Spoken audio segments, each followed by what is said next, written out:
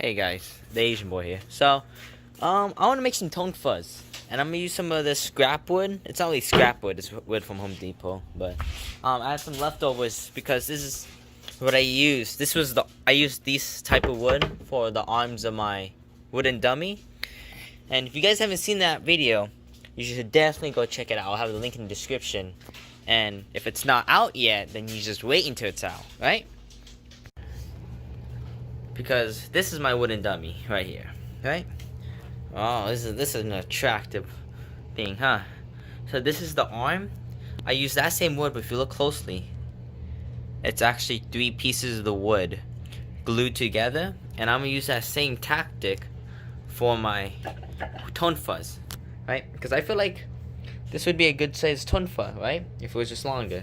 So I'm just gonna use the same tactic as I did this, but make it longer and put a handle on it. So I marked lines all the way down until I have 6 pieces, and now I'm just gonna get a jigsaw and cut straight down.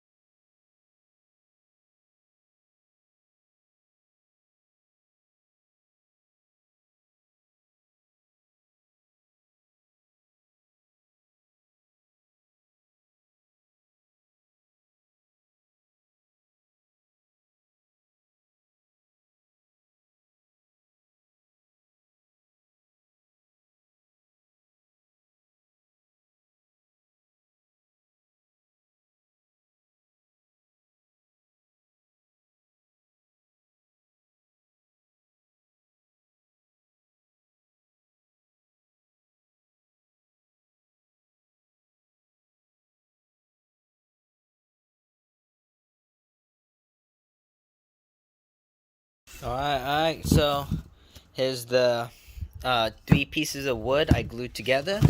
This is how the body's looking right now. It's nice and strong, nice and stable. So I'm gonna sand off these edges right here, right? Make it one size, make it look like one piece, right? And then once I'm done sizing it, I'm gonna round off this entire thing, smooth out the side, make it look like one uniform piece.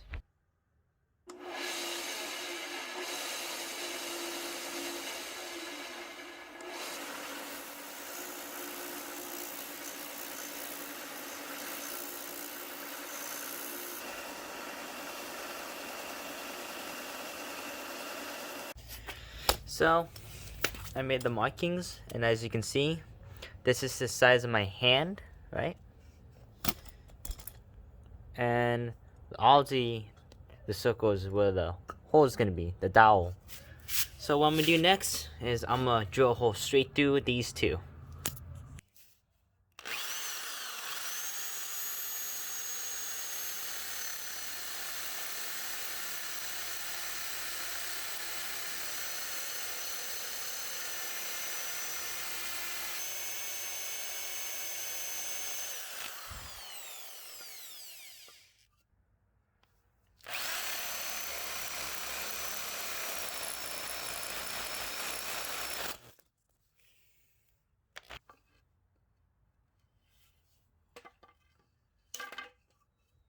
Hey, so this is what I got done so far.